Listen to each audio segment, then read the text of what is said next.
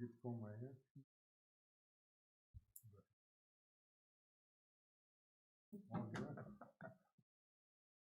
Drove down here in my Jeep. It is 7 o'clock, Monday, August 18th, 2025, and time to call the Ferrisburg City Council meeting to order. Amber, could you call roll, please? Yep. Councilmember Montgomery. Councilmember Sias. Here. Councilmember Murdoch. Here. Councilmember Kate. Here. Councilmember DeWitt. Here. Councilmember Sturley. Here. Mayor Carlson. Here. Your Honor, Yes. I'd make a motion to excuse Mr. Montgomery. Support. Very good. Any discussion? None? Amber? Okay. Councilmember Sias. Yay. Councilmember Murdoch. Yes. Councilmember Kate. Yes. Councilmember DeWitt. Yes. Councilmember Sturley. Yes. Mayor Carlson. Yes. Motion passed. Thank you. If we could all rise by the invocation by Councilmember Kate, followed by our Pledge of Allegiance, please. Gracious God, we thank you for the day now drawing to a close, and we ask your blessings on the evening ahead, especially as we meet as a council to deal with the business of our city. We ask your blessings on all our leaders, especially on the men and women who wear the uniform of our country, and our first responders, that are able to do all their jobs in safety, go home in one piece at the end of their shift. Ask this. Pledge allegiance to the flag of the United States of America and to the republic for which it stands, one nation, under God, indivisible, with liberty and justice for all.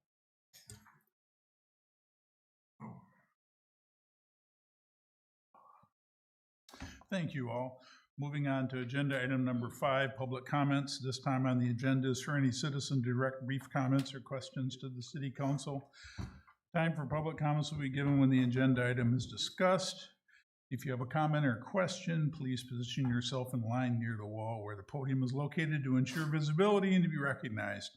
And after being recognized by the mayor, please give your name and your address of residency for the record and proceed with your comment or question. Please limit your comments to 3 minutes. Do we have any public comment this evening? Seeing none. Well, we got one. There we go. Hey, not so fast. Jim Menrick, 18974 North Shore Drive, Spring Lake, Michigan. So my question to council is, I put in an application to the Zoning Board of Appeals, which I'm sure you guys are all aware of. So that was about 6 weeks ago. So my question is, what's the status of it? I haven't heard anything yay or nay or in between.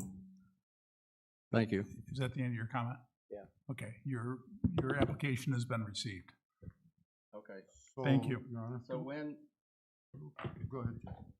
So you've received it, which, okay. That's my response. So when will it show up on the council agenda? When we put it on there. Which is? Right now, I'm not doing any appointments, so we'll see. Any I idea? answered your question. Okay. Thank you. Your Honor, Yes. I'd like to further that. I'd like to know why we're not making any nominations or appointments at this time.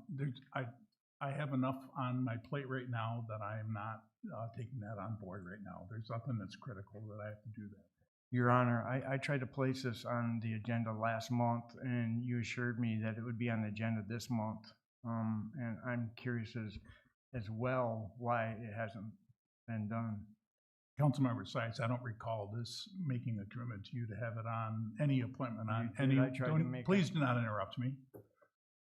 I do not recall making any comment to you or commitment to put it on an agenda on any given month. We have one applicant for one position. The applications are still being accepted, aren't they, correct? Yes, we always take applications. Very good. So that's where we're sitting right now. Your Okay. Honor, I respectfully disagree with you. I tried to make a motion last month, and you assured me that they would be on this month's agenda. and there are more than one nomination in wait. There are two that I know of. That is correct. John? Thank you. Yes. You did assure Mr. Sias that it would be on the agenda, and at the last meeting, Mr. Montgomery assured us that it would be on this agenda. Very good. So I guess my question is, what's the holdup? We only have one applicant, and I'd like to see more applicants. So That's the holdup. we've had one applicant for many boards over the years. Understood. So you're blackballing these It people? is the, Craig, is the, are these appointments the mayor's appointments? The ZBA is, and we have a couple applications for board of review and one for Brownfield. Okay. Which of those are mayor's appointments that I can put a delay on? The zoning board of appeals, and I believe the Brownfield's, Very good. I'll check on the Brownfield, double check. Very good. We'll have an answer next meeting. Any more public comments? Joe? I think my comment follows quite well with the discussion that's been going on at the council level this evening. Thursday evening, we had a ZBA board meeting here, and we had the good fortune of a alternate member being in the crowd that we were able to call up for duty on the ZBA board, and which allowed us to have a quorum. Had we not been able to call up an alternative, and that was by chance only, we would not have been able to we would not have been able to have had the ZBA meeting. We would have had to dismiss it and turn it back. I hope you're proud of that. We have qualified people that are ready to take charge with regard to the ZBA. I'm aware of. I'm also aware of a couple other people who are capable of volunteering their services to this city. I think you're stalling, and I think this is abhorrible. It's already gotten into the chain of gossip within the community, and Ferrisburg's looking like a piece of crap. Thank you very much. Thank you. If you do have some qualified people, certainly encourage them to put in applications. Yes. Your Honor, according to ZBA rules, if we only have 3 on a quorum, the decision has to be unanimous, either yea or nay. Quite honestly, I don't feel that the citizens are getting good representation because we had 2 people on vacation. I'm not sure where the other alternate was, but 2 were on vacation. So it's only fair to our citizens that we provide them with a diverse opinion on the ZBA. Fortunately, there was Nicole was available. I called her like 10 minutes before the meeting because otherwise we'd have to put it off, which in that regard cost the applicant, another month of waiting to do a project. I think we should expedite getting it on the agenda. Very well. Thank you. You bet. Yes, sir.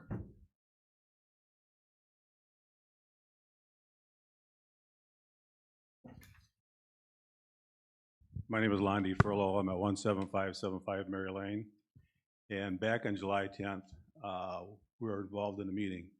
And there was a variance request by Brian Klingel at the property 17585 Mary Lane. And at that point in time, council or the zoning board voted it down. But as of today, nothing has been done. Okay. Last week I was in here and kind of extended the conversation to see just in fact if Craig may have received something in the mail as far as the plans. He's given him 2 extensions. Nothing's been brought back to him as far as I know, unless it came in today, Craig. Nothing at all. Okay, so at that point in time, he's roughly possibly 10%, 20% over the 35% required hardscape. And basically, to deduct from that, he took off 720 square feet of the southeast corner where he put in hard gravel, which is now hardened. And he agreed at that point in time to remove it. He provided a documentation, a overview of the property with all the dimensions of all the, I guess, requests for different variances for, we have AstroTurf, he wanted to put in a hot tub, and there's a walkway of that same hardened gravel would be on the west side of the house. And he came in for a variance on those three items. Not on the, he didn't look for a variance on the 720 square feet because he agreed to remove that. But at this point in time, I don't know, I guess since the zoning committee voted this down and it's binding on Brian Klingel to, acquiesce to that vote, what can be done to get him to react? I mean, is there a way for, even if he came in as a courtesy or as a show of good faith and removed the 720 square feet of hardened gravel, that'll at least show that he's attempting to comply with what's going on in the city. Nothing's been done. He's got an occupancy permit, he's got a rental permit. So my thing is, maybe you say to him, and this is just a suggestion, that if that gravel, that hardened gravel is not removed within a specific period of time, say 7 days, showing good faith that you're really working to make this thing right, because he's got to get it down to 35% hardscape, that then you remove the occupancy permit as well. Craig, do you have a response to this? I saw an email today regarding the Klingel property. That's correct. At the last meeting, zoning board of appeals meeting, there were some comments from the zoning board of appeals that this needs to be resolved. And so today I asked the sheriff's department to issue a citation for Mr. Klingel for violation of the zoning ordinance lot coverage. Later on during the day, I got a phone call from Mr. Klingel. We had a discussion. He indicated that he was working with his architect to get a drawing to me. And once he gets the drawing approved, he's going to get it taken care of. And I asked him specifically about the southeast corner, if he'd be willing to do that, and his preference was to do it all at one time. After the conversation with Mr. Klingel, I did receive an email following up to that same effect. After that, I did contact the sheriff's office and ask him not to issue the citation. Yeah, Your Honor. Well, this is going on a long time, right? I mean, it's been putting you people off for well over 2 months because it started beginning of June. And to ask for another extension, to me, is just adding more fuel to the fire, right? So if he says, I'm going to do this all at once, okay, when is that going to be? End of September, October, November? Or are we going to wait till next spring? I mean, he's got to take some action to show some good faith. And I think it's incumbent upon Craig, who is the enforcer, okay, of the binding agreement, to make sure that that's taken care of as soon as possible. At least it will show me I'm his neighbor, and Mike Walker is next to me. There's 3 of us, but those 2 couldn't attend tonight. At least show good faith on his part that he's going to do what he's supposed to do. But he's been promising these plans for over 45 days. Your Honor. The ZBA, he assured us at the ZBA meeting that it would be removed. Now, where we messed up is we didn't give him a time frame. He's just blowing smoke up our skirt. That's all he's doing here. He's just delaying, delay. And I think we need to take some serious action here.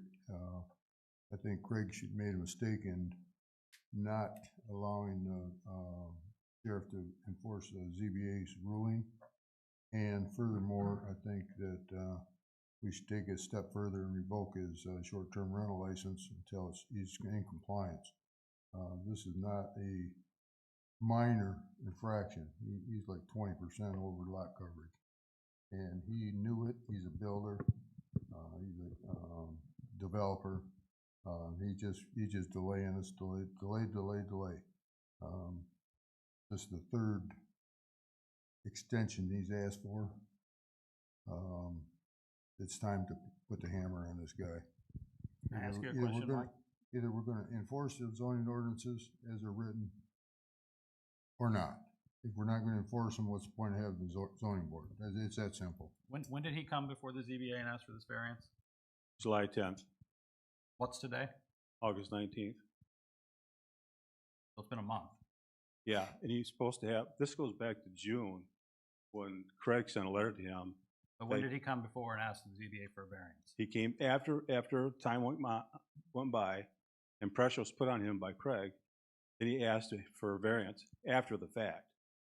And if you go by the 6 different items listed in the ordinances, if you create the problem, you can't apply for a variance, especially being after the fact, because he should apply for variances for what he did prior to this construction.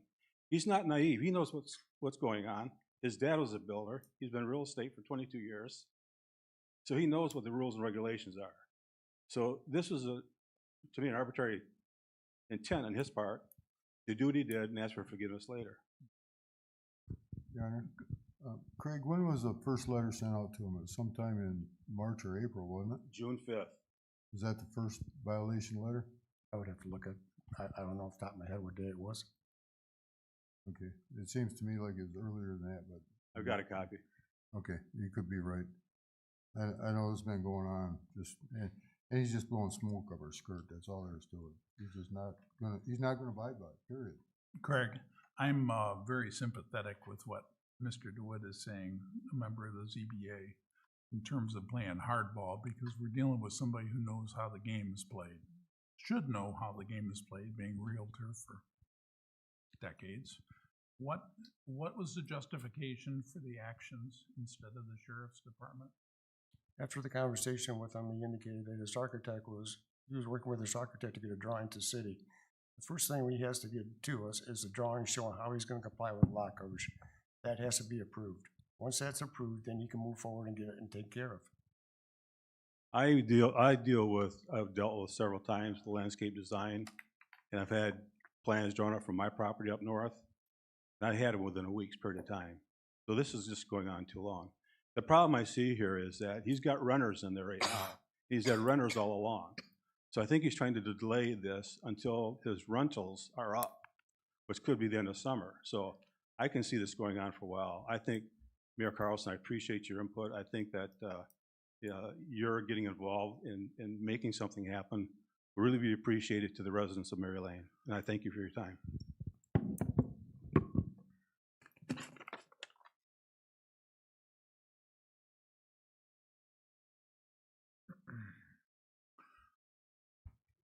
Your Honor, Yes. I feel we should move forward with this issue and maybe give the city manager a little bit more of a idea of what we would like to see done. Anyone else have any input? Yeah, I think you made a mistake, Craig, by not issuing a complaint. I agree with Mike DeWitt. I think this time we get tough with this developer. I think he knows what the game is and how to play, and I think he's breaking the rules. Can I say something? Mm-hmm. Perhaps we should ask Mr. Klingel for a date that we could bind him to correcting this by. Right now, he's given no date. The ZBA gave him no date to correct it by. Perhaps if we set a date, gave an opportunity to fix it by that date, and then laid out what the consequences are if he doesn't fix it by that date, I think it would be a lot cleaner process for the city and for Mr. Klingel. Could you pin him down on a date, Craig? We can do that. We This can would ask be a for date for the drawing, is that correct? We can ask for a date for the drawing, yes. Your Honor, I just think that's prolonging the issue. You know, I wouldn't give him more than 72 hours personally. If you're gonna give him a time, give him 3 days to produce a print, or else he's out of compliance. And zoning has already issued a warning to him, and he ignored it. So I think we need to move forward with this. Get tough on it. You've been at this a long time, Mike. Some wisdom here. This is the first time we've ever had anybody slap us in the face and we denied a zoning variance. He flat out was arrogant at the meeting, and we got the impression, Joe could speak to this too, that he was not gonna abide by any ruling we made, period. And then at the meeting, he agreed to take out that parking area. And instead of taking it out, he covered it with, wood chips and says now it's a patio or something. He put a little fire pit on it. Well, that still does not eliminate the issue of no drainage. Now, during that last rainstorm, I don't know, did you ever print out those pictures? I've got them. I've got my original plans I gave you guys.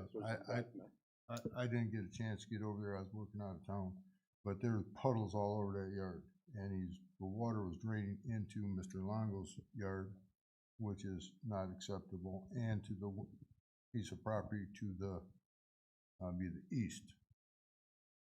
He filled in quite a bit of elevation, which I'm assuming Craig agreed to, but the drainage went to the east and to the south. Well, specifically in state law, you cannot drain your property on somebody else's property. Plain and simple. That's against the law. We have to enforce that. And he's just blowing smoke at us until he's just like Mr. Longo said, it's delay. You know. The bottom line is, you want this resolved, right, sir? Yeah, I want to resolve what you said about having Craig send him a letter when he was going to receive the plans as a date. That to me is not acceptable. He should have a date within 30 days that this work is going to be, regardless of what those plans show, because he's got to go before you to show what the plans are. If the zoning board says, hey, you're still not within 35%, or you're a couple of percent over, we're going to allow you to do it, then that's fine. But he should do it within a 30-day period of time. He's had adequate time to do it. I understand that you about your urgency wanting to have it done. I'm guessing Mr. Klingel's counting on a third party to do this work. And sometimes third parties don't act like as fast as we want them to. Contractors don't jump when we ask them to jump. Well, here's where I disagree, okay? He's had two guys over there trying to dig out 2 feet. They started all day working on that gravel that's next to my house. They could only get 2 feet out after a full day of 2 guys banging it with shovels. You need some hard equipment to go in there to do it. And of course, landscape design has it. But yeah, I understand what you're saying. Give them time to come back with, this is my letter of compliance. I'll have your plans by, September 15th. My guess is this, is if we start issuing citations, we come off as a combative body to Mr. Klingel. The likelihood of him resolving this in a timely manner is less as opposed if we work with him. If we set a deadline and say, sir, please complete it by this date. If you don't, the consequences are clear. This is what's going to happen to you. Well, what you're mistaken here is that this is after the fact, coming back for a variance, okay? No, after the understand fact, that. okay? So this makes it even more urgent that he takes care of this quickly. You got 3 other residents on Mary Lane that are being affected by what he's done. And I think understand all that. I am in agreement with you that he should be in compliance of our zoning ordinances. I sometimes things don't happen as quickly as we want them to personally. Well, obviously that's the case. Yes, but what I believe is that if we set a date for Mr. Klingel, create some urgency with that date, he can either complete it by then or there are consequences to not completing it by then. And I say he should comply with this within 48 hours. He's dealing with the landscape design. He's been dealing with this thing for 5 weeks. Ask Craig. I've called him enough times. I'm like a bad penny. I keep coming back, okay? Listen, I appreciate your feedback. That's my opinion. I'm sure that as a body, we're going to come up with some way to try to compel Mr. Klingel to come within compliance. I understand your issues and your desire to have it within compliance, but we're dealing with many people here that have to coordinate together to get this done. Well, you're setting a precedent, okay? And so the next guy that comes along does the same thing. Who's setting a precedent? Well, you're setting a precedent right now by saying he's going to allow this thing to go on for 4 or 5, 6 months. So the next bill that comes along. He hasn't said that out loud anyway, either. This is a lot Pardon of me? assumption. Mr. Klingel hasn't said, I'm going to drag this out 5, 6, 7, 8 months. He So hasn't you've said that talked to him? publicly. No, I watched the ZBA meeting. He came and asked for the variance.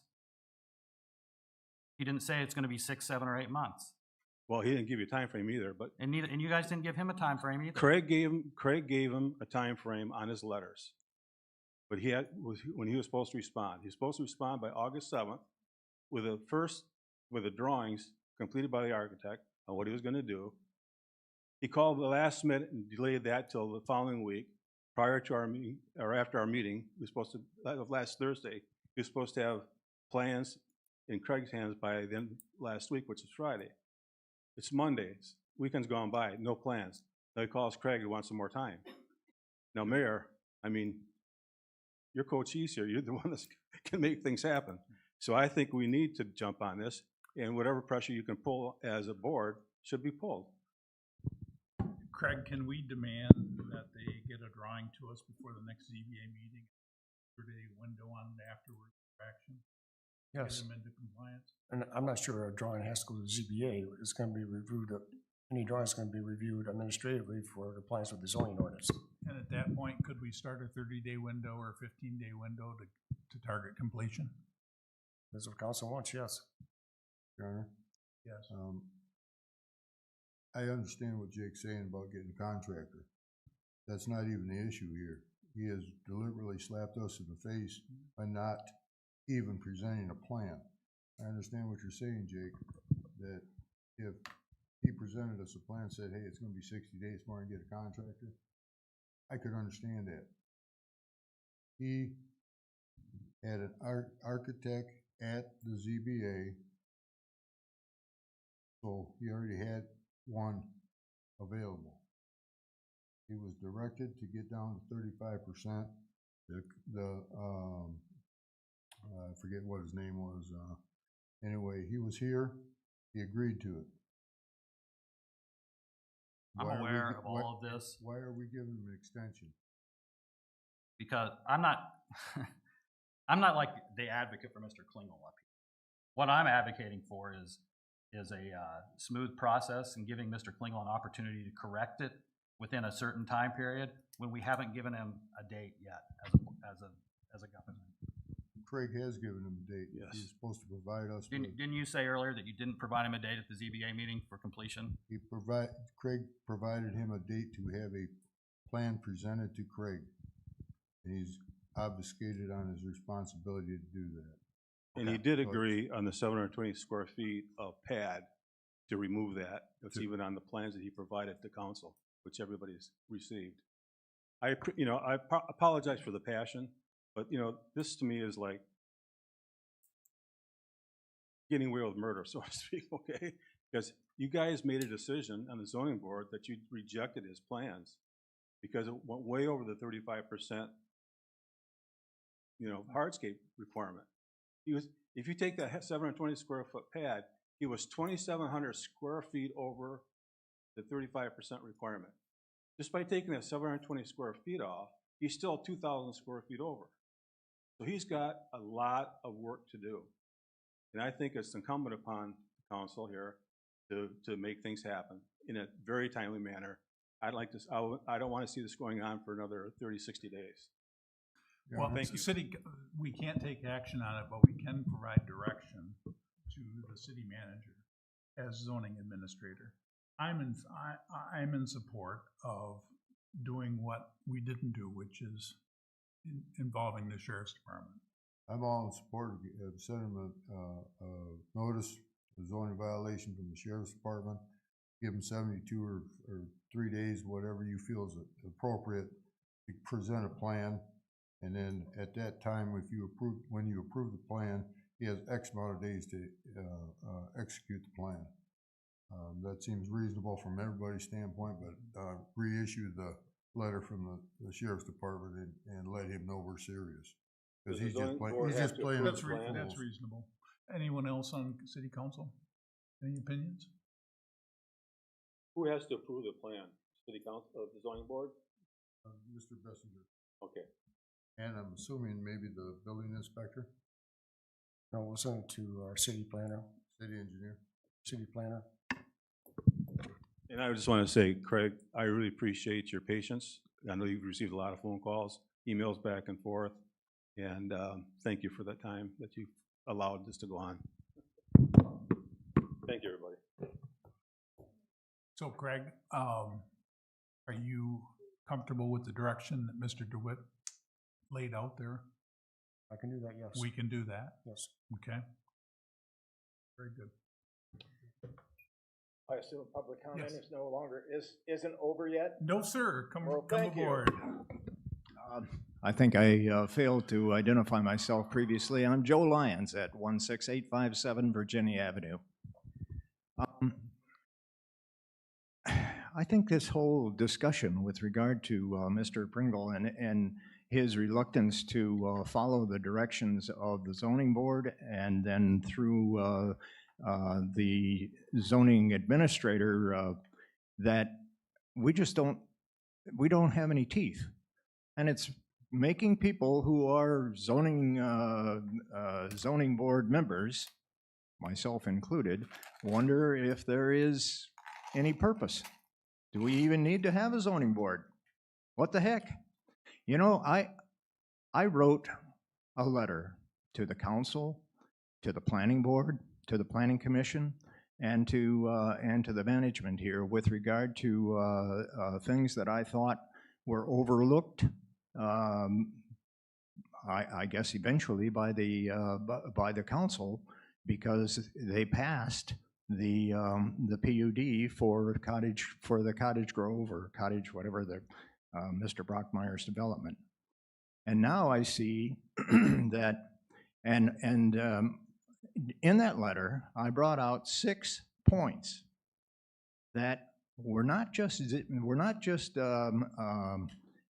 building references or references to the building ordinances, but to PUD ordinances that were overlooked by the Planning Commission, and yet we go ahead and pass that that development.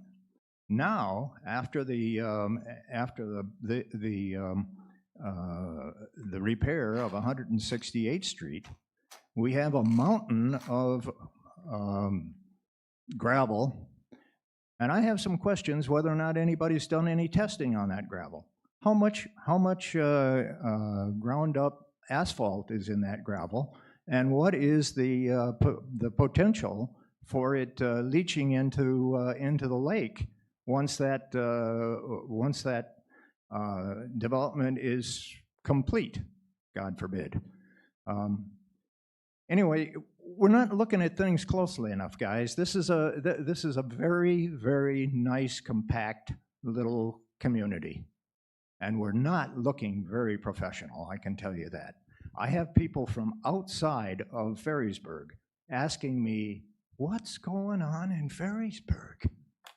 Why are there things going on in Ferrysburg that shouldn't be happening? And I'm getting to the point of embarrassment. We need to resolve some of these things. One last point. I brought a copy of Robert's Rules of Order, and I gave it to Craig. I said, Craig, you can keep this. I'm sure there are people on the council that will want to reference it and make sure that our meetings are handled in a diligent and friendly manner, let's say. I saw a couple of instances when I was at the last council meeting that weren't all that friendly, and I saw something happening here tonight. And we're not going to put up with it. We cannot put up with it. My time's up, I guess. Thank you very much. Thank you. Do we have any more public comment this evening?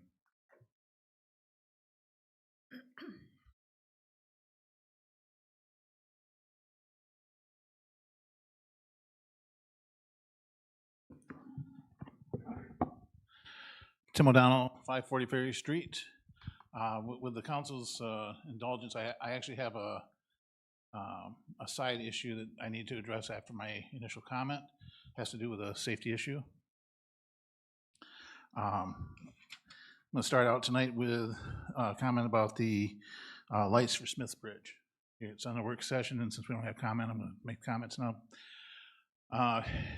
If we do buy those lights, we want to make sure that they're interchangeable with the new bridge. If they're not, it'd be a total waste of money to spend $32,000 for new lights. That's 4 lights at $8,000 a piece.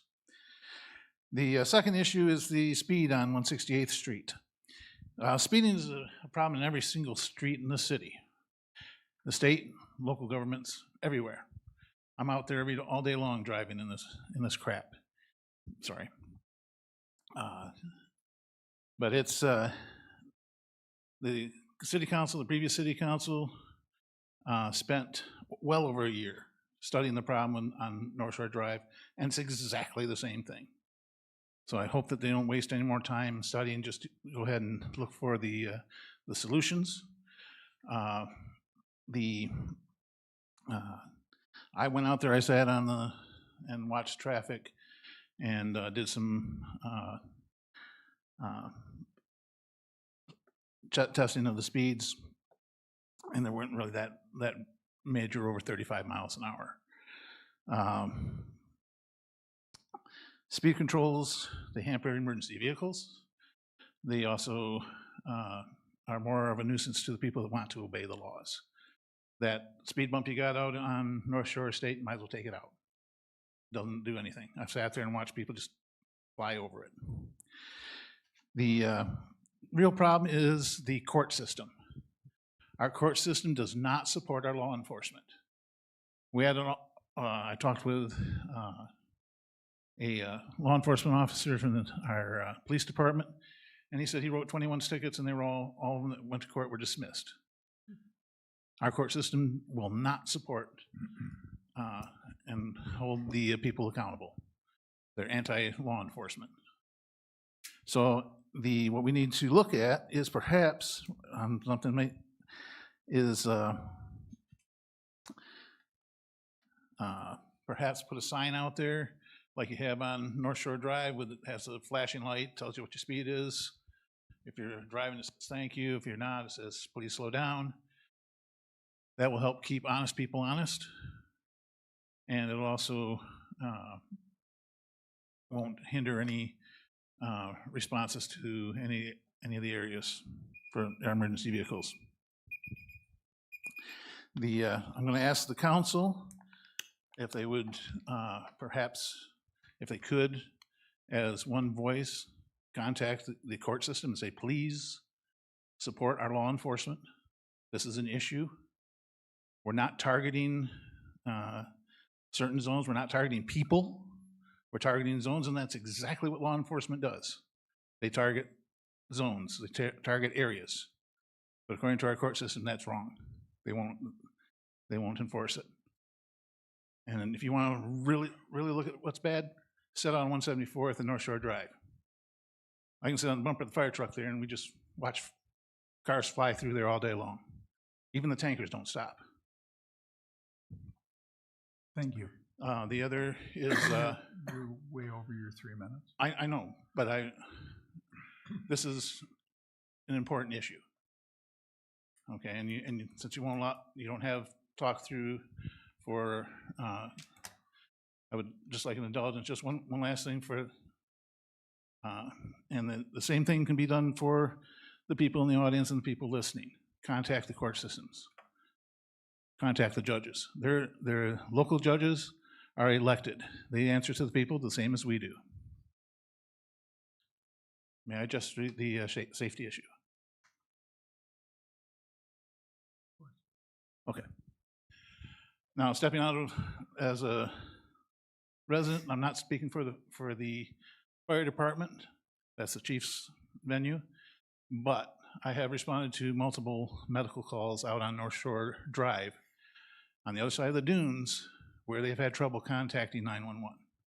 They're renters, they come in here, they're not told that there's a landline or there's no landline in existence, and it takes some time to get a hold of 911. And my fear is that in the future that somebody may die out there or have something happen because they cannot call 911 on the other side of the line. So I'd appreciate if the city council would look into something to correcting that. Thank you. Very good. Yes. Craig, the short-term rental ordinance mandates that there's a ley line in the short-term rentals on the other side of the dunes, doesn't it? Anywhere in the city where short-term rentals or landlines required.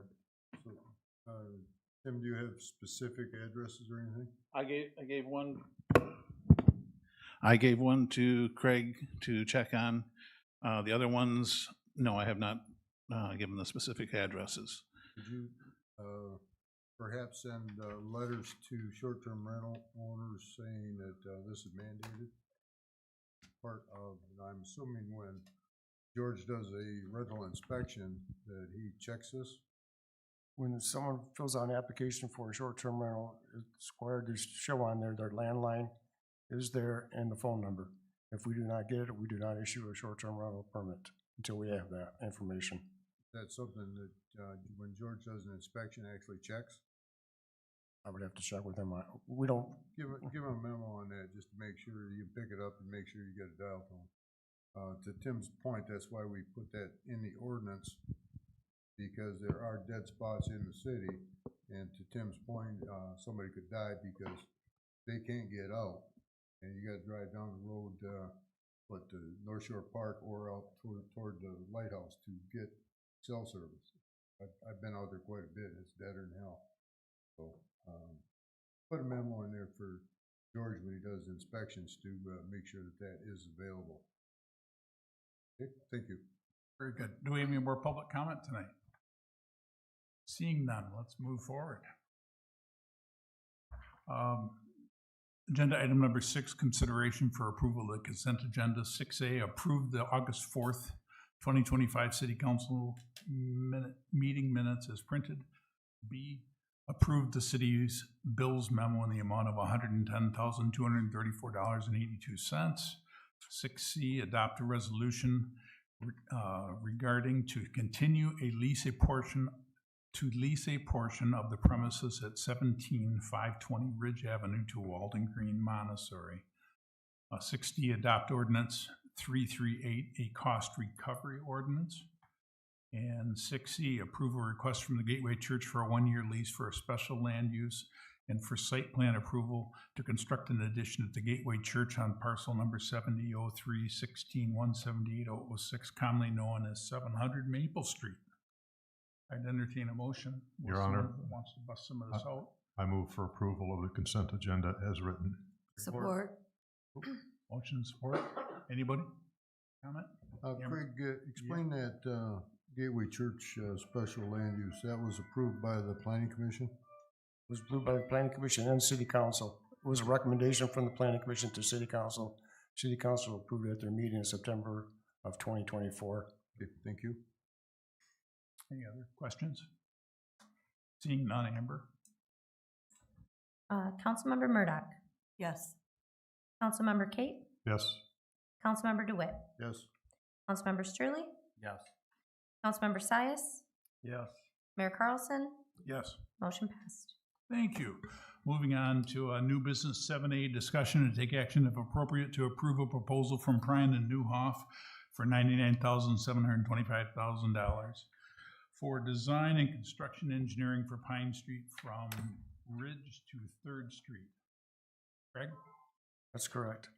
So at the last meeting, this was on the agenda for City Council to consider. And that time, there was some discussion of whether to design it for on-street parking or as is for 4 lanes of travel. From the feedback we got from City Council, it seemed like the desire of City Council was to design it for 4 lanes of travel. There was some discussion whether an engineer was required to be on the project. Public Works Supervisor Matt Schindlerbeck is here. He can kind of fill us in a little bit why an engineer is recommended for this project. And Craig, refresh our memory here. Planning Commission is in favor of 2 lanes or 4 lanes? The master plan calls for on-street parking on Pine Street from Ridge Avenue to 3rd Street. And so Planning Commission did review that and made a recommendation to City Council. There was really no recommendation to City Council. Some Planning Commissions were supportive of it and some were not. So they just threw it over to City Council. Yeah. So just so City Council is clear, the master plan, which is input from all the citizens, is recommending 2 lanes. And this is just to fund the engineering, is that correct, and design work? Correct. And once we get the engineering work done, then we want to move forward with the actual construction. Yeah.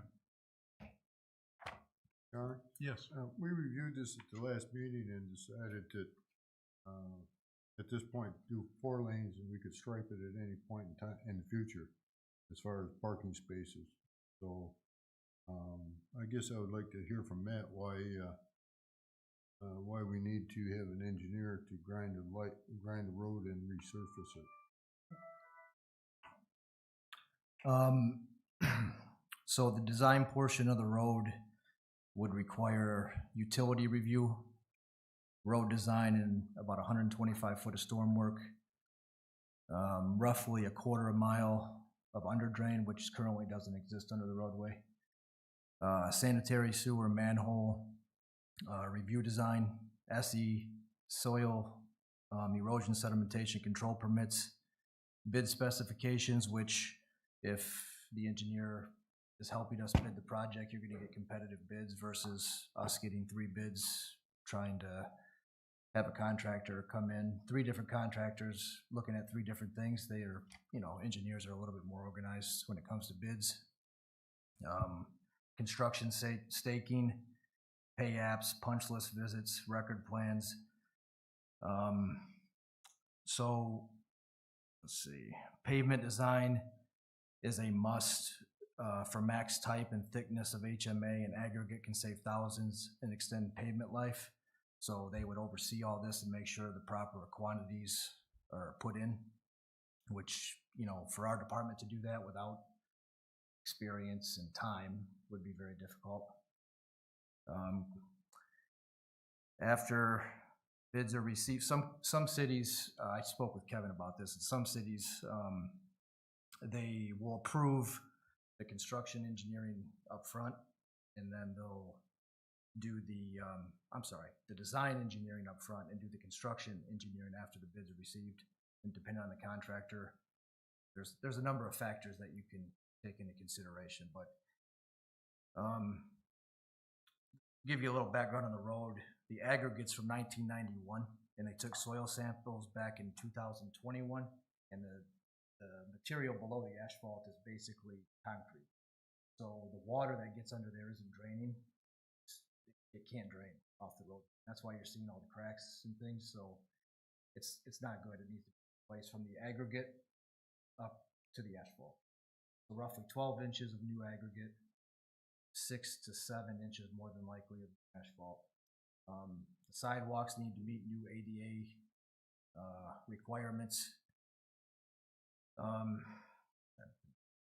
Observation during the entire project to ensure project is completed in accordance with plans and specs.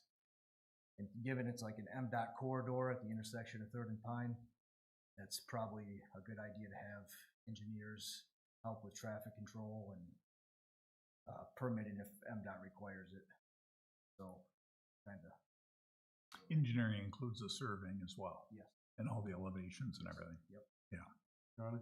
Yes. So basically, Matt, what you're telling us is it's not just a grind and resurface. No, it's not. That was done in 2006.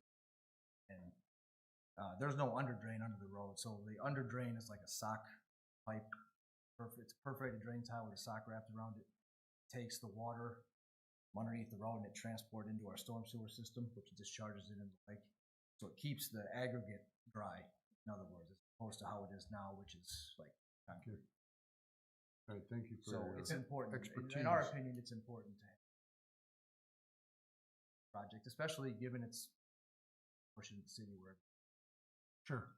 I know in the past when we did a grind off and then a repave, that we didn't get an engineer involved because what's he gonna watch? The grinder go down the street and the grinder come back? Well, there's been times on roads where we've done that.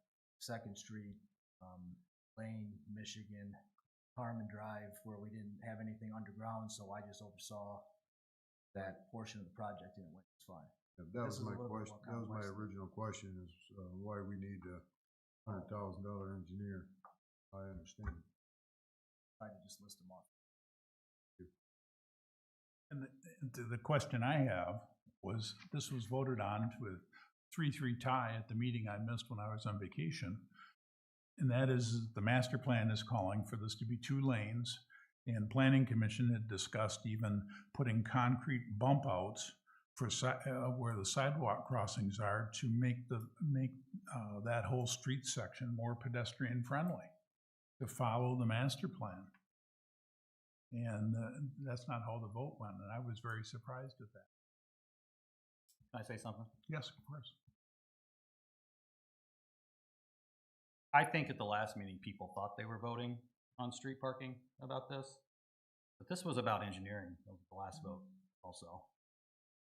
This wasn't about, we talked about this. We could have done the engineering without striping the streets. We could have done that later. I'm still confused why we're doing this again, why we voted down engineering for a major street in Ferrisburg in the first place. I'm confused on why we're doing this a second time. Your Honor? Yes. I can tell you why. Spending, Jake. Spending's gotten out of control in our city, and we need to reel it in. Is this on the Here, budget, let me- Craig? Can I finish, Your Honor? I mean, can I finish, please? Craig, is this on the budget? It's in the budget, yes. Thank you. So this is not excessive spending, Jerry. Okay, Thank you. thank you. But it is spending, It and is at the end of spending. the day, We don't have a it's gonna motion. cost We our would be budget talking about. Well, that's true. money. Your Honor, we don't even have a motion on the floor to have this discussion. I'll make the motion for the sake of discussion. I move that we consider the proposal from Prine and Newhoff. Support. Sorry, I overlooked that. So the spending is on the budget, so it's not over budget. I'm not Does saying it's anyone else over have budget. any- I'm saying the spending in the city's gotten out of control, Mayor, and we need to reel it in. And we need to get our priorities straight. Why wasn't this project on our agenda before the playground project? Why are we spending money on our pork projects before we're spending money on our bridges and our streets? Our bridges and streets have become afterthoughts. And it's time that we reel in the spending and start to concentrate on where our priorities are and where we need to spend the money in the city. That's why it got voted down last month. Your Honor. Pine Street is a major street in Ferrisburg. You said that money's gotta go toward streets in Ferrisburg. Does Pine Street count? I agree with you, Jake, but we should have thought of that before we spent $270,000 on a playground improvement. It's not either or, Jerry. Well, you make it either or, because now all of a sudden it's a priority in the city and it's a dire situation. Why wasn't it a dire situation before we spent the money in other projects that were unnecessary to the city and to the municipality and to? What I know is that there are no budget problems. All of this is budgeted spending. And what you're advocating for is that we don't spend money on engineering and instead either let DPW wing it on their own or let major streets go to dirt. So which is it? Which is it? It's to cut spending, Jake. That's what it is. We And can't do we can't. this project I without agree. engineers. I agree that that street needs to be improved. There's no doubt about it. I drove down it on Saturday just to get my personal thought on it, and it's in dire straits. It needs improvement. But my point is, Jake, why wasn't this on the agenda before all the other spending that we've done this year? Why now? It's all been budgeted. It's all been It's all- budgeted. When it shows up on the agenda, it doesn't matter exactly when it shows up on the agenda. It's based on urgency, probably, I'm guessing. But it's all budgeted. So for you to continue this narrative that we have some kind of budget issue in the city, or that there's wild spending, is inaccurate. It's propaganda. It borders on propaganda, Jim. Okay. I'm sorry, but our spending has increased by $1.5 million a year. Our revenue's mean, also yeah. increased. We're within budget. This has Well, got we are. this whole But let me ask you imaginary this question. discussion needs to stop. What It if needs to stop. the residents decide not to renew our road millage or our vehicle millage? Where are we gonna sit then? That's an And hypothetical.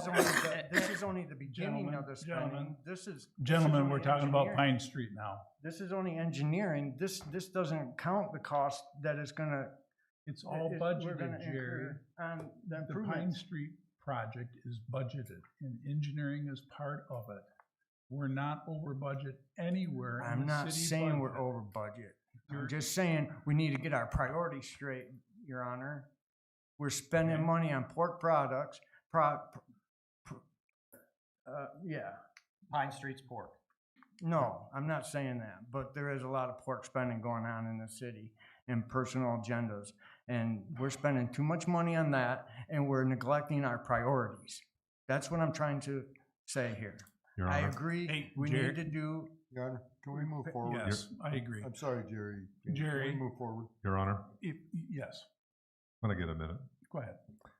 I'll tell you, I was one of the ones that voted no against it, and I'm gonna tell you why. I had a question about the bottleneck at the intersection of Third and Pine. It gets very, very bad during the high traffic times.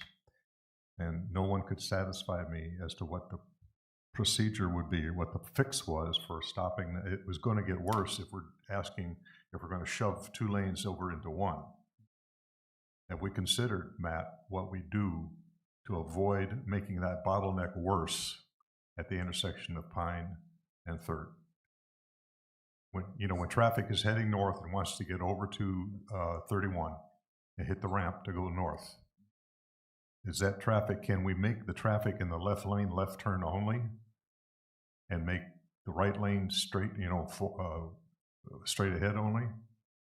That to me would solve the problem, but that was not addressed in the plans I saw. Your Honor? To your point, Bill, there's already an arrow on there straight, turn only, and people ignore it. Last time I looked, it was either straight or left. So years back, It's it used to both, be, isn't it? Yeah, it's both. years back, there used to be a sign on Pine Street heading north that the west lane heading north was left turn only. MDOT came down and told the city they had to remove that. The lane had to be either left turn or straight through. They couldn't have a left turn only there. For some reason, visibility and signage was an issue. Was state Thank you. mandated? Your Honor, Yes. I was a no vote also.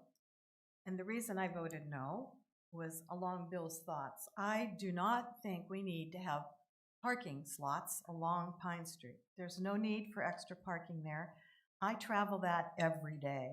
We need 4 lanes there. We need it. We cannot narrow it down to 2. It would be ridiculous.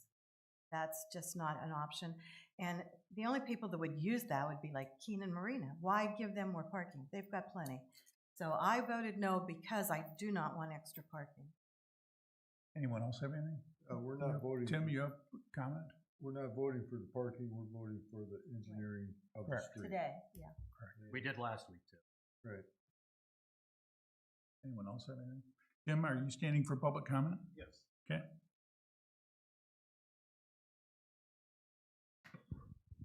Tim Malone, 540 Ferry Street. I did have a question as to why we need parking on Pine Street. I live over there, I watch traffic, and right now there is no need. If you look in Grand Haven, there's a lot of places that have side street or side parking on the side, never used. We definitely need the 4 lanes right now until we can come up with a better plan, which is possible.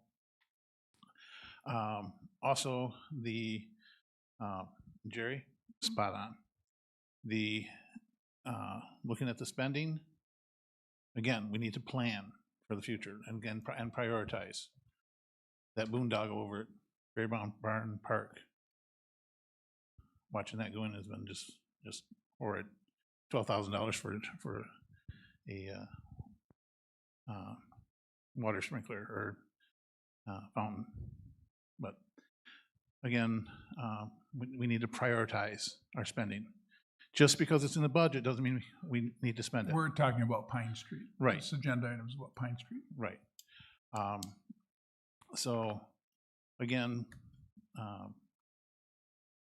I don't see any need, and I haven't heard any need for it. So I and other people that, other public out there that have heard about it have said, we don't need it. So, thank you. The 2 street situation is strictly being driven by the master plan. And I can't remember what the percentage was, how that broke down. Do you recall, Craig? I don't recall either.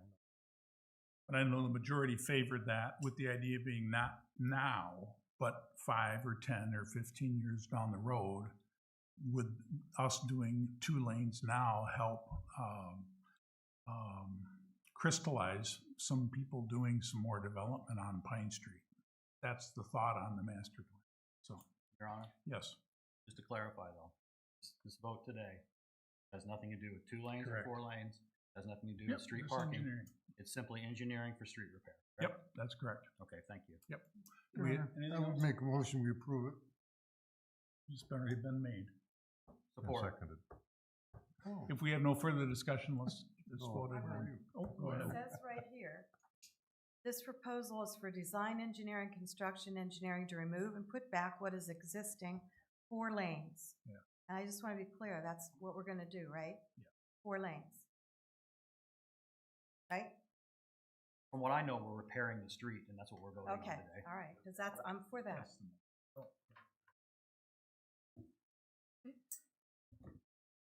Councilmember Kate, Yes. Councilmember DeWitt, Yes. Councilmember Sterling, Yes. Councilmember Sias, Yes. Councilmember Murdoch, Yes. Mayor Carlson, Yes. motion passed. Very good. Moving on to 7B, discussion to take action if appropriate to refer the ethics complaint to the city attorney or dismiss the complaint.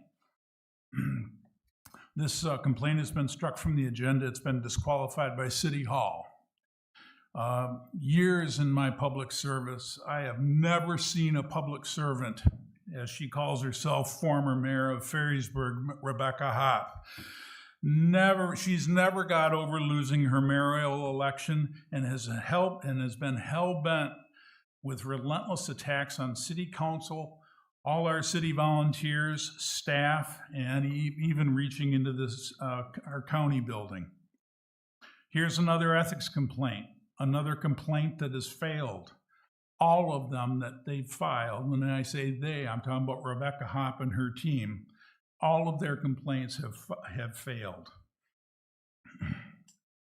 This is just another abuse of city process and procedures. Because of her experience, the former mayor of Ferrysburg, Rebecca Hopp, both on city council and as mayor, she and her team know all the tricks to pull out all the stops to just totally hassle all of us citizens and staff. It's just anything to maximize the pain with endless ethics complaints, FOIA requests, ugly Facebook posts, moving us into a citywide write-in election, legal filings, demand letters, not to mention the massive expenses, both the city legal fees that we've had to bear, as well as all the reimbursement from Rebecca when she was serving on city council and as mayor. A lot of expenses. These ongoing frivolous attacks and the god-awful pearl clutching, just like what Congressman, what Council Member Sias was saying about us being over budget and everything. It's terrible pearl clutching. Instead of coming to one of us or coming to the city manager and saying that, hey, I've got an idea or a complaint or something. No, we're taking it to the state attorney. You violated Opens Meeting Act, and it's going to the attorney general immediately. Not a letter of apology or anything else. It's always this terrible pearl clutching, and I've never understood that. By a supposed public servant, and she's not even supposed, she serves on a city board, and she attacks us this way, she and her people. It's got to come to an end. It's intolerable. Last Thursday, I met with the city manager, and I told him, I said, you and the city attorney need to unleash everything in our city procedures, ethics, legal, to get Joe Lyons and Rebecca Hopp off of city boards and commissions. We've got to remove the stain. It's got to happen. Additionally, today I wrote a letter to the state attorney general to demand quick resolution to a citizen's complaint involving Joe Lyons and his illegitimate Friends of Ferrisburg political group. The citizens need some relief from this hassling. There's a valid complaint. They're trying to pick out what the penalty is for Mr. Lyons and his group, and I'm asking for action now to have something happen on that. And I, as mayor, will always defend our city volunteers against these relentless attacks. It's just ridiculous, and I just find it to be absolutely incredible. Moving on to 7C, discussion. Oh, Your Honor, wait, we got a right to rebuttal. Point of order. Yeah, point of order, exactly. I agree Next with item you, Jake. on the No, agenda. Next item. no, I haven't had the time to discuss this matter yet. It's on the It's- agenda, and I excuse- have every minute. I've never seen a mayor attack a citizen the way you just have. It's unethical in every way, and I hope that something is done about it. I hope Rebecca Hop sees what Very you good. just did to her. and- Thank you. Oh, I'm a disappointment. Thank you. Okay. That's Yeah. enough. Moving on to 7C. Your Honor? Your Honor, may I speak? No, you may not. May This I is an It's speak? not a agenda public- item. and It's according not to an the Open agenda Meeting item. Act- Point of order. It's dismissed. No, Who How dismissed it? dismissed, how You is this can't- dismissed? you can't unilaterally dismiss. Your Honor? Mr. Parliamentarian, do we have to allow any discussion for a non-agenda item like this? No, It's been struck from the agenda. correct. Correct. By who? By It City is Hall. on the agenda, It Who's has City been Hall? struck. not by the council. Who is City Hall? Ask the parliamentarian, it's not on the agenda. I want to know It's who City Hall invalid. is. I want It's to know not- who's exactly responsible for, We pulled it. It's. Removing this from the it's agenda. illegitimate. Hey, Your Honor? Can I say something? I want to know who City Hall is. Can I say something? Sure. Go ahead. Well, yeah, I guess we can all clear the Thank- floor for you, but thank- when I thank you. talk, hey, Thank it's you. no, it's free for all. But go ahead, Jake. Thank you. Yeah, I'll sit back and listen to you. Since the ethics complaint was written against me and my wife, I think I have a right to speak on it, don't you? Well, yeah, I do, but the Thank you. mayor's not allowing us, anybody you. to speak on it. Thank Why you. are you just allowed to Jake, speak if on you it? speak on it, everybody can speak on it. Have a seat, sir. Have a seat. No. Your Honor? I object to this whole proceeding. Wow. Have a I've never seat. seen anything go out of order as fast as this has. And Craig, perhaps you can confirm as to why this ethics complaint was stricken from the agenda tonight? Yes, I can. After review, you look at 3291 of the ethics ordinance. Paragraph A, any citizen of the city may submit a complaint in writing using the ethics complaint form, alleging that one or more public servants may have violated any provision of this chapter within 1 month of the alleged violation. Time has expired. One other thing, Craig. The ethics complaint was against my wife, Emily. Is Emily an officer of the city? No. this ain't a complaint against Emily. It's a It wasn't. complaint It was against actually filled Jake out. Sterling. The- It if says you- right on the agenda. Can I Jake finish? Sterling. It may say that on the agenda. The paperwork says my wife, Emily Sterling. So perhaps you should get with your lawyer, Dan Olson, and you guys can work this out to try to get your ethics complaints in order, because you wrote my wife, who's not an officer of the city. So that was also disqualified, the ethics complaint. So it was not within the time period. Emily's not an officer of the city. It was done poorly, incompetently, like a lot of things that you do. Unfortunately, it's just not going to stick. Thank you. Moving on to 7C, discussion to take action if appropriate to approve the mayor's appointment of council members to the ad hoc city managers evaluation committee. Now, I had reached out to City Hall and asked who had been, who served on the mayor's evaluation. Please take any side conversations out in the hallway, please. Who served recently, and the people that haven't served on the mayor's on the evaluation committee would be Montgomery and Mr. DeWitt. So that's who I would recommend. Need a motion to approve that, please? I move to approve Montgomery, Will and Mike DeWitt. Mike DeWitt. If he would so accept. Do I have a choice? Yeah. I've done it 2 years in a row. Motion on the floor. Support. Very good. Any discussion? Seeing none, Amber? Okay, Councilmember Sias. Yay. Councilmember Murdoch. Yes. Councilmember Kate, Yes. Councilmember DeWitt, Should I abstain? No, you vote. Yes. Councilmember Sterling, Yes. Mayor Carlson, Yes, motion passed. thank you. Moving Excuse on me, to Your Honor. 7D. Yes, In the packet, there were some different evaluation forms. Is there a preference on which one once everybody wants to use?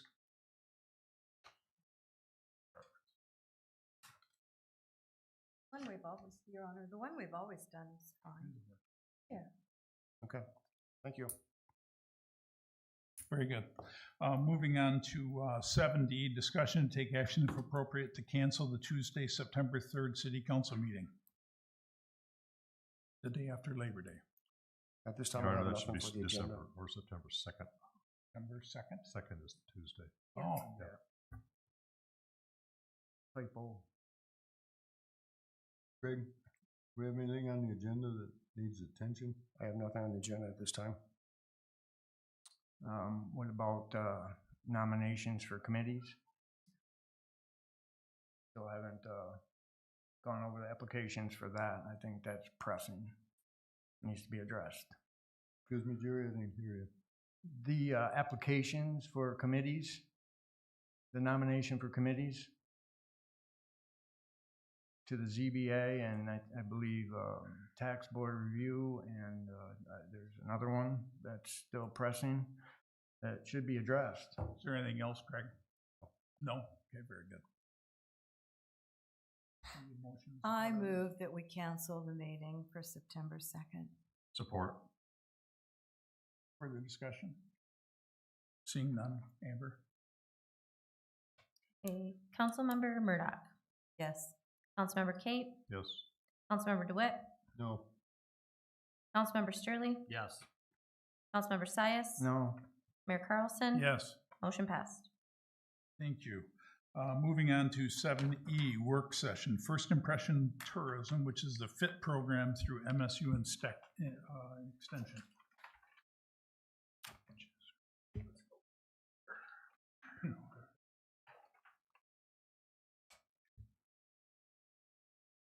Greg, you want to fill us in on this, please? Yeah, City Council has expressed their interest in participating in this First Impression Tourism Program that's sponsored by the MSU Extension. Looking at the application, the first thing we have to do is assemble a community leadership team. They're looking for a cross-section of persons within the city to be on this team.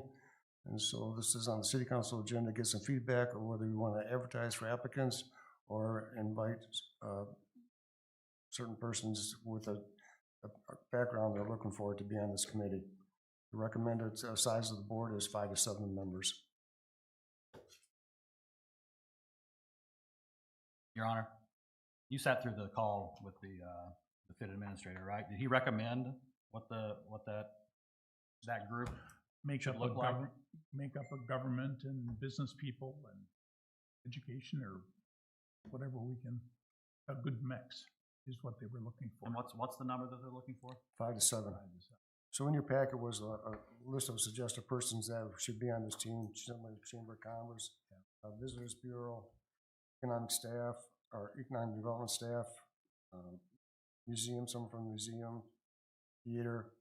You know, we can invite somebody from the chamber to be on the board. We can invite someone from the museum to be on the board. I'm not sure if that's how you want to do this, invite people or put out for applications. What about a mix? Could we maybe have 5 appointments and 2 at-large applicants, something like that? Sure. Yes. My initial thought is maybe have Matt on there, planning commission president or Gary Post. board member. Don't look at me like that, Matt. Matt shows up to meeting and ends up on boards. Well, you know, he would give some insight from the public works direction. Maybe a council member, maybe 5 at large, some of that nature, or 4 at large. That would be my initial thought. How soon do we have to come up with this list, Craig, for them? We want to get this application in this fall yet. Okay. So we have time, if we were to put out applications, to fill 5 seats from the public, 2 seats at large plus 2 5. seats at large. 2 seats at large and 5 from invite. Okay, we'll do that. Thank you. Can we put that in the city website or in the city newsletter?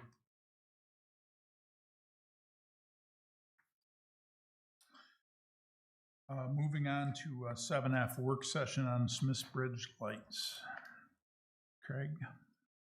Initially, we talked about putting some of our street decorative lights on the bridge to kind of keep the same theme going across the bridge. After review, those lights are not going to work. They don't have the light coverage to go over both lanes of the travel. And so there's 2 options here. The city can still do some kind of decorative lighting at the city cost of roughly $8,000 for a pole today, or else we can use basically the same kind of poles that are on the Smiths Bridge now. BLP would take down the poles. If they're salvageable, they'll reuse them. If they're not, the city would have to buy new poles, which are around $1,000 a piece. If the BLP does this, they'll be responsible for stringing the wire from one end of the bridge to the other and installing the street lights. If the city does the decorative street lights, the city is going to be responsible for installing the wire, installing the street lights, and for maintenance of the street lights. Your Anything to Honor? add, Matt? I think it's a no-brainer. I mean, I think we just stay with what we have. That would be my choice. I can't see, how many light poles are on the bridge, do you know offhand? 4, so you're talking $32,000. Plus, we'd be responsible for stringing, Plus we gotta wire them. stringing the wire from one end to the I other. don't like decorative poles, not for that kind of money. Yeah, no. Matt, do the lights now provide enough light for snow plowing and everything else on that bridge? Yeah, they do. There's adequate Yeah. light? Plenty of light.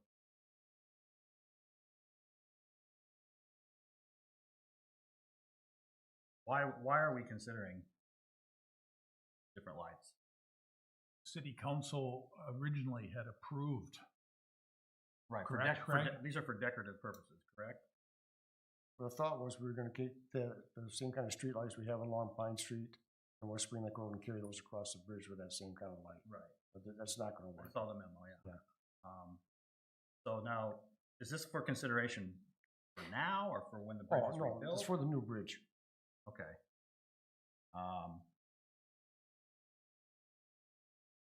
So if we've already approved this, it's because we've changed. Okay. After we got some review and they did some light studies, we found out it wasn't gonna work. Okay. I guess a question for Matt, do you feel that the poles we have on there will be reusable? But they're not deteriorated, They don't seem to be. but I know you're not an electrician or what do you need from us, Craig?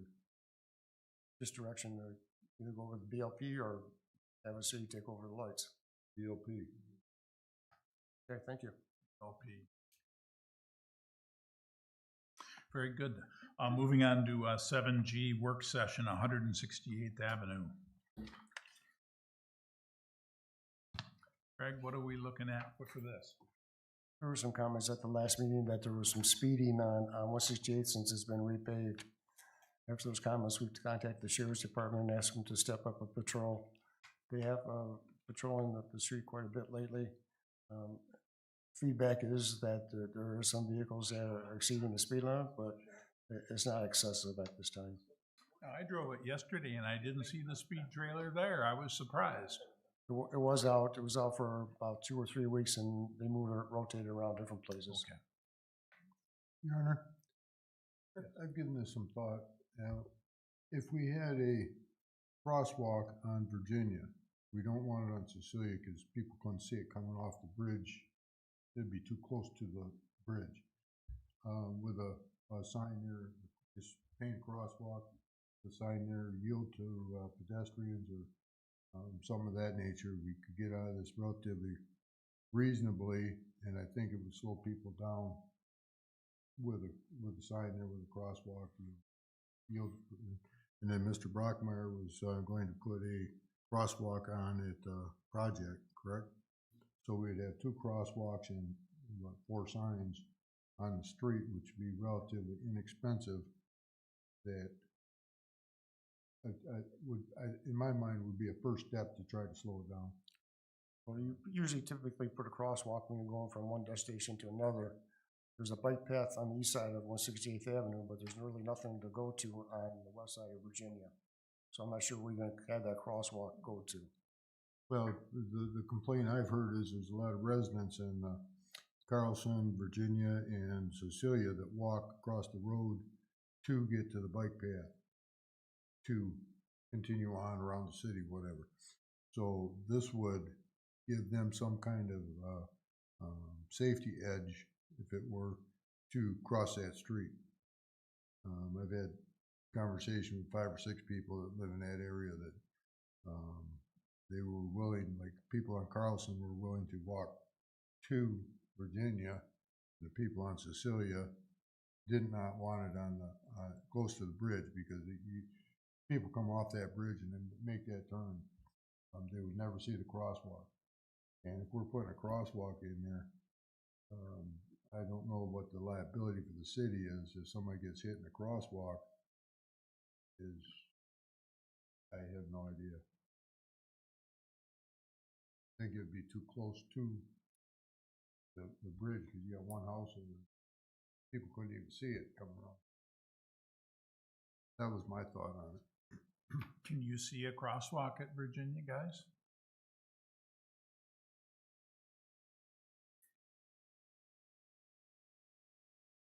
Carlson?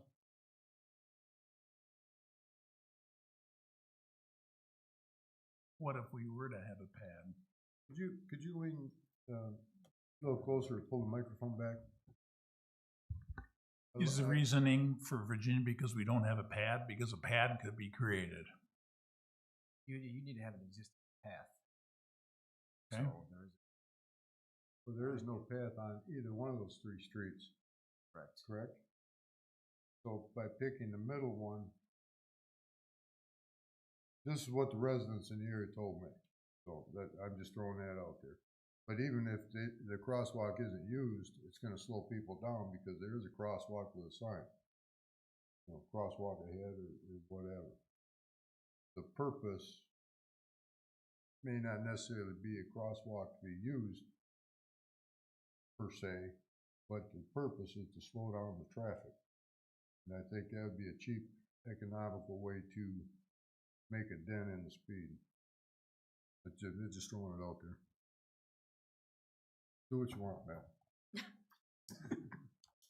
Anyone else have any thoughts on 168? I know that we do not want to get back into the speed bump deals. Absolutely not. So. Your Honor.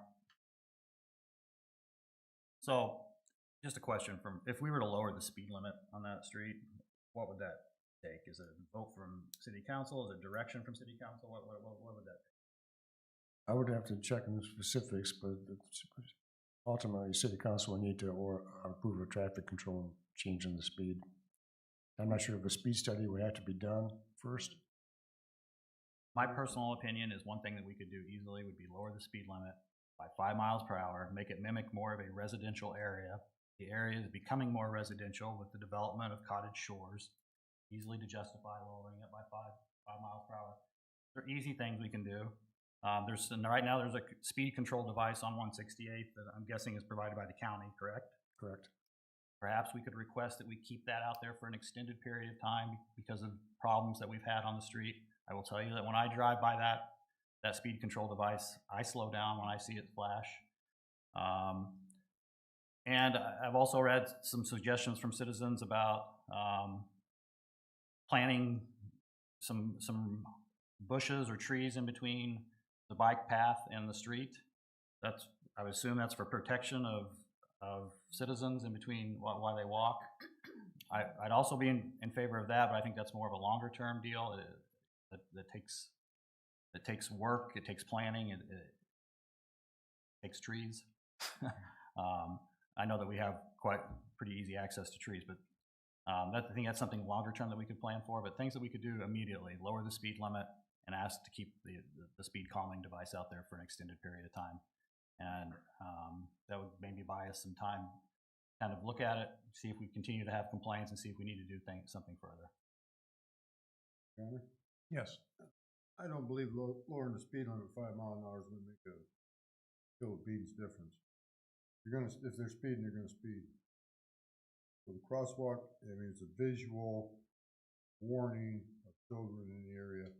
Might help, might not, I don't know. I'm not against your crosswalk idea, but it sounds like from Matt, it's not particularly feasible. So I'm more trying to bring up alternatives of things that we can do quickly as a council. But there's nothing that we can do that's gonna stop speeders. So on Literally nothing. on the whole 168th, right now, there are no crosswalks? No. One at Jordan Dunning's house. No crosswalk there, not It's painted, not- It's not painted. There's nothing striped. but that's a stop sign. Well, and unfortunately, this is just the beginning, because once the Blueberry Field development gets rolling, there's gonna be a lot more traffic coming across that 168th and Smith's Bridge. Craig, what do those speed radar signs cost? You know, permanently mounted, solar powered. Like $5,000 or $6,000 plus installation, running electricity to them or something. Yep. Okay. We can look at what it takes to lower the speed limit and get back to you on that. Yeah. Would you do that? Yep. Your Honor, Yeah. also could we maybe check about getting people there? For a while, you know, if they write enough tickets, the word will get out.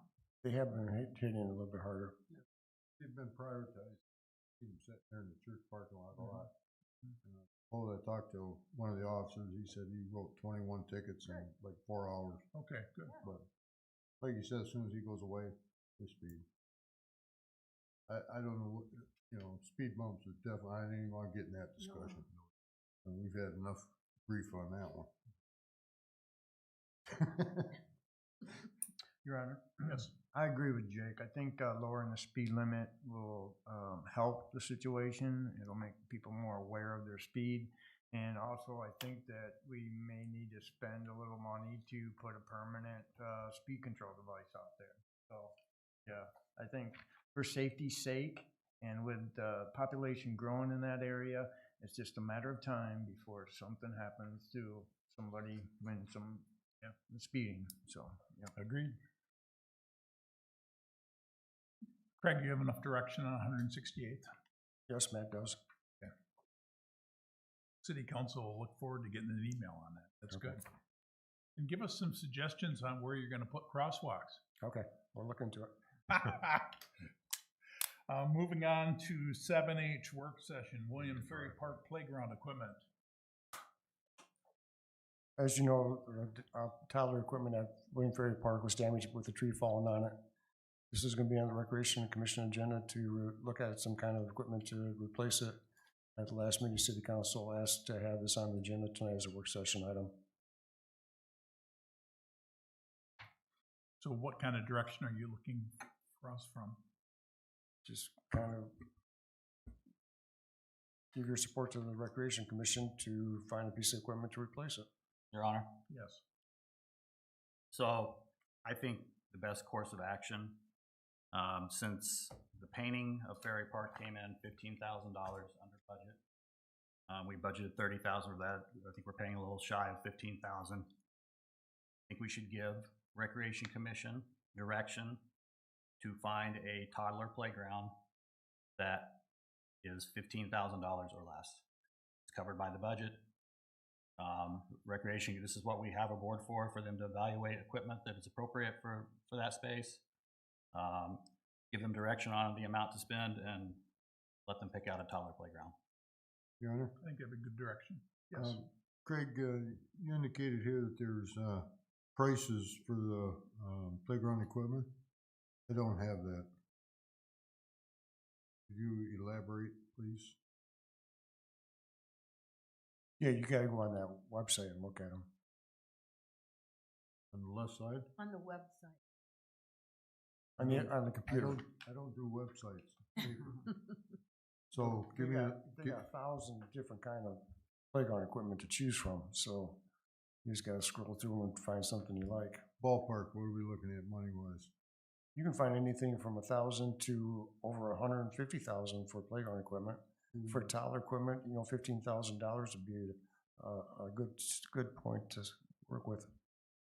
Okay, so I would agree with Jake's assessment there. If we have 16,000 roughly, 15,000 roughly, that was budgeted for the roof that we're not gonna spend, I would support a playground equipment for the kids down there.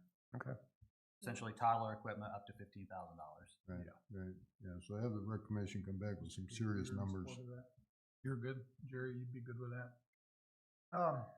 No, I'm not. I would rather just go back to rec commission and then come to us with some ideas of what they propose and what the cost will be before we discuss the cost now. Let's get something in stone by the rec commission. Okay? My feeling. I think that, I mean, every time I've been to William Ferry Park, that place got well used. So we need to replace that quickly. It's one of the only toddler play Yes. sets in the In the Tri-Cities. area. Yes, Yeah. and so I think we need to prioritize that. Direction, Greg? Yes, thank you. Okay. Yeah, I asked to have this put on the agenda to last meeting. I wonder if we want to do it like a fundraiser or something like that, donations. That would be the rec commission if they can kick out some ideas and get back to us. Your Honor, I also agree with that proposal. I think that fundraiser would not only help get the community more involved, but it would bring awareness to our parks. Great. Moving on to agenda item 8, public comments. Do we have any public comments?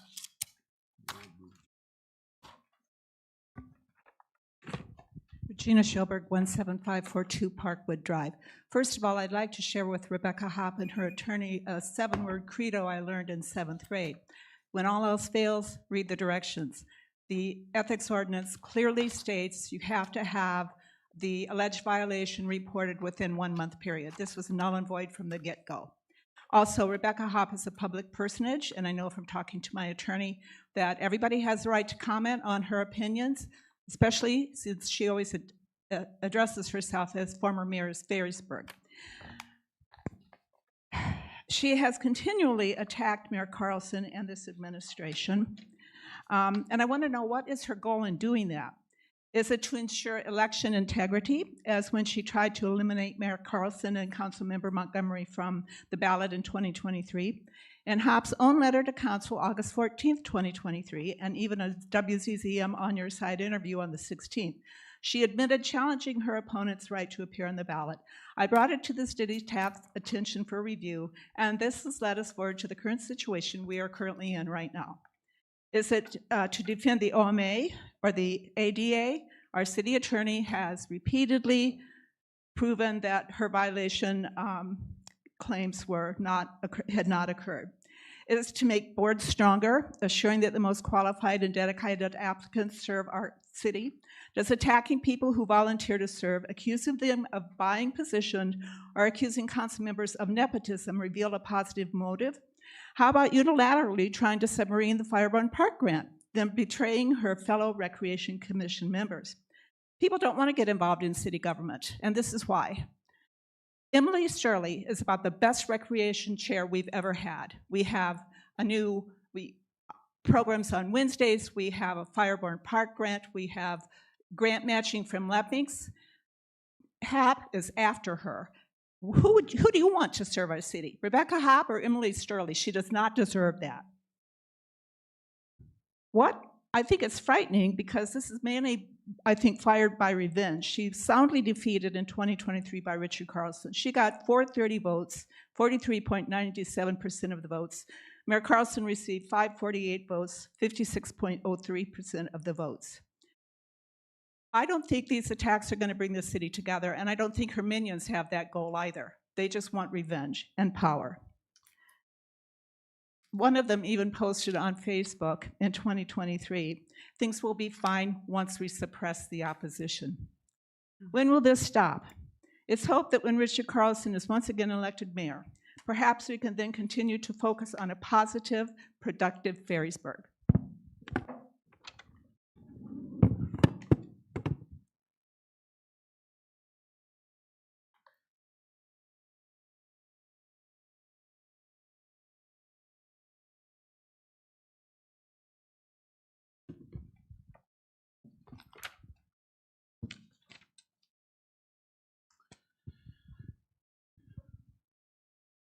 Thank you. Tim O'Donnell, 540 Ferry Street. In regards to the traffic control device that the police have out there right now, I was told by the deputy that takes care of that there's not enough room on the bike side or bike path side to put that on for the opposing lane and still have the proper clearance. That's where the smaller signs would come in handy. So.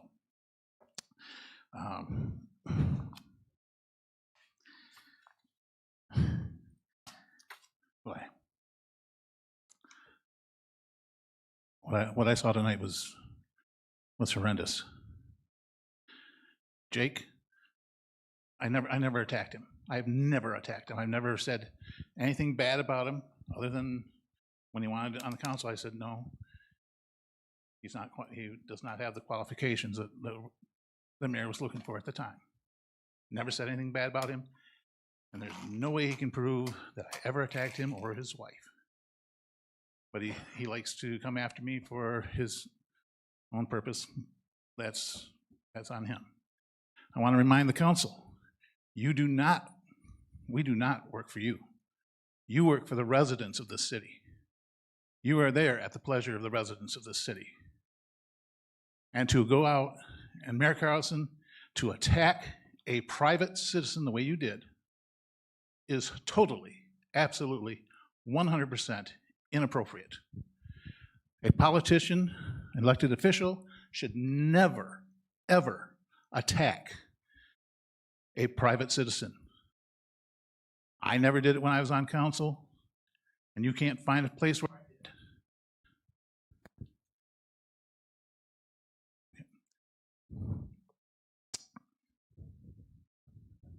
I'm just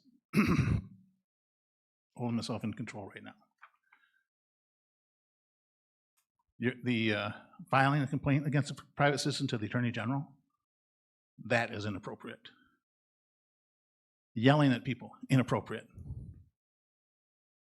I understand taking the agenda item off, but to go after somebody the way you did was inappropriate. All you had to do is say, it didn't make the guideline. That's why it's not on the agenda. But to personally attack two residents, and I'm sure you were probably including me in the unspoken words, make me feel like right now, I've got stuff I would love to present to this council. I'd love to present to the Recreation Board, but it's a waste of my time. Stuff that would benefit this city. I spent 2 years, almost 2 years, 3 years, listening to residents condemn me. Every single meeting, a resident came up and had a fresh insult for me. I took it because he was my boss. And you're saying here, well, ethics, I support my people. Where were you when Jake filed an ethics complaint against me? Where were you supporting me? You weren't there. You led the condemnation. Every single member except Scott Blease, Mayor Blease, condemned me. The public condemned me before there was even a hearing. And then after I was cleared of all wrongdoing, crickets. Not one person apologized. for going after me. Wrap it up. I'll wrap it up when I'm done. Okay? We're done at 3 minutes. Thank you. Now, if you interrupt me, you're done. You're past 3 minutes. There is no time limit on it. There is. Your Honor, point of order. There's a 3-minute limit. You're done. Point of order. It's 3 minutes. Do we have any other additional public comment? Mr. Brockmeyer. Please be nice to us. I'm bringing popcorn next month. All right, I'm going back to the 168th. So I think slowing the speed down may help us. Let's try and get that done. The crosswalks, we'll have one at Cottage Shores. If we there, that's. I think that what I would like to propose, and I did mention that, is that I like the idea of let me back up for a second, if I can just have a minute of your time. Studies have shown that speed bumps don't work.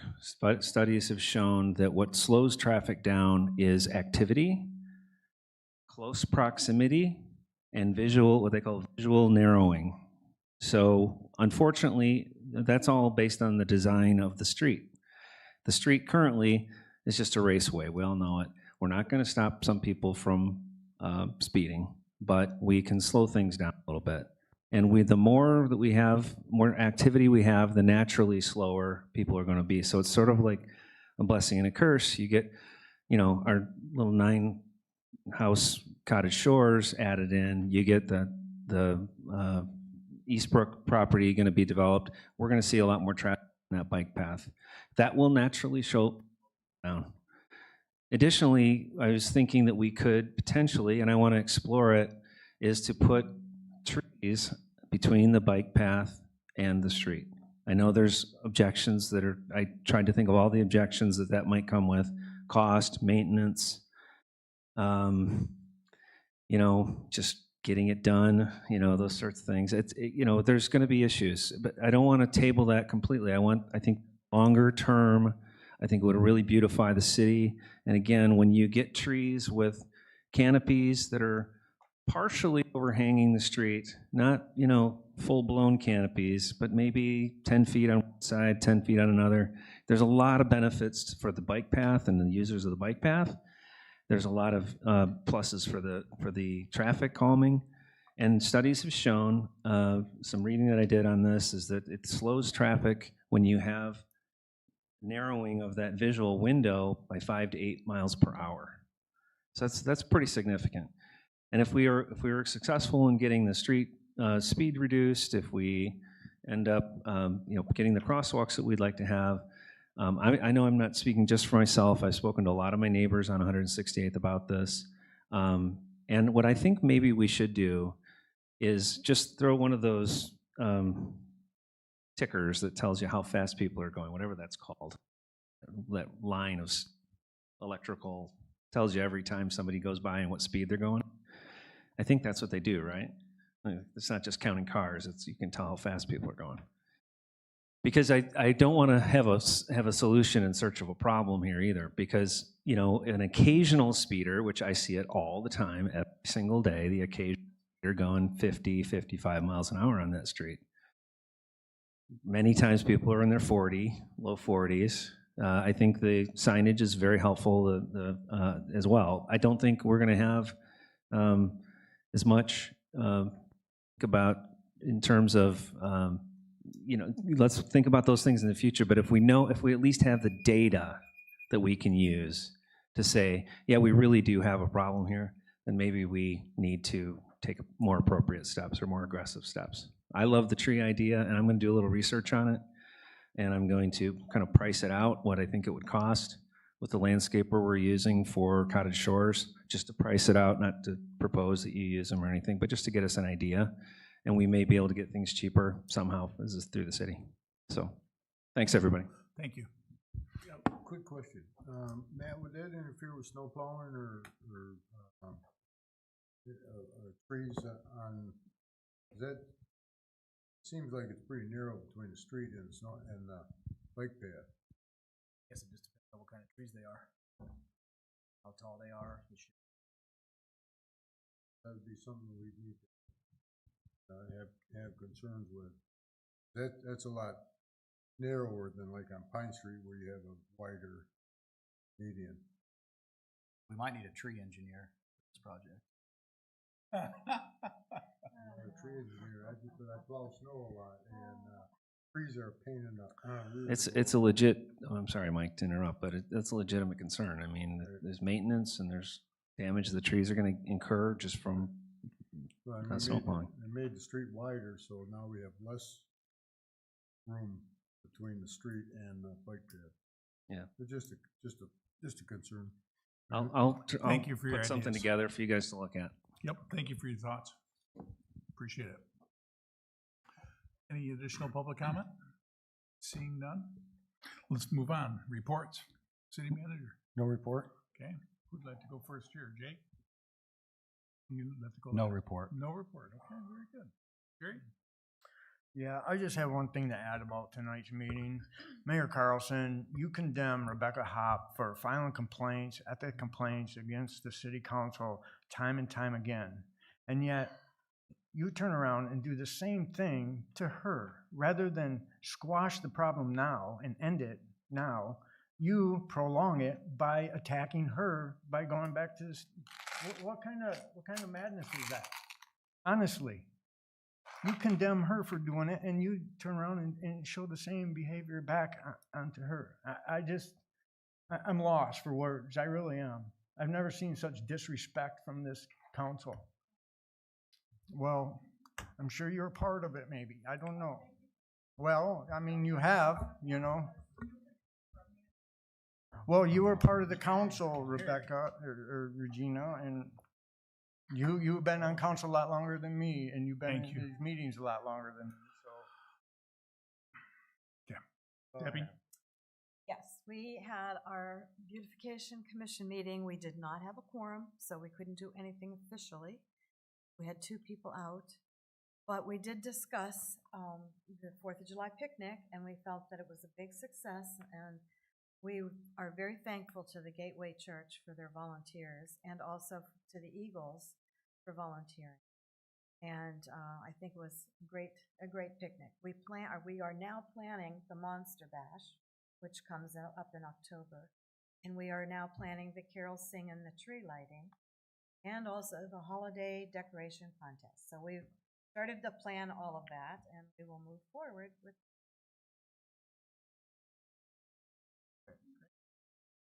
Hey. No report. Okay. Good what? Couple quick questions. Craig, we got a memo here from Tri-Cities Historical Museum about North Bank Community Fund Board. What's that about? It's just a letter of support. They're submitting a grant for some funding, just as a letter of support for their grant application. So it isn't gonna cost me nothing? No. The other thing I got is the Sheriff's Department reorganization. You've gone through this and don't have an issue with it? No, the sheriff's indicated that it should be better service for each community because we're getting a lieutenant to oversee the squad from now on. So we're not getting any of our deputies cut or anything like that, or ours? Correct. Yes. So Mike, are you done with your report? You done with your report? Yeah, you can cut in now. Okay, very good. Craig, to clarify that, the sergeant, there's gonna be 3 sergeants in the county, 2 south of the river, and then we're getting 1 dedicated north of the Grand River. Correct. And it's not just 3 deputies or 3 sergeants, it's a number of sergeants. So we're gonna have a sergeant on 24/7. Okay. Okay. Okay, very good. Party in the park, Wednesday night, big time. Should be, looks like we're gonna have in killer weather. That's the only report I have. Motion to adjourn. Thank you. Bang that thing. I think that's the longest public comments we've ever had in council. 5 minutes. Well, yeah.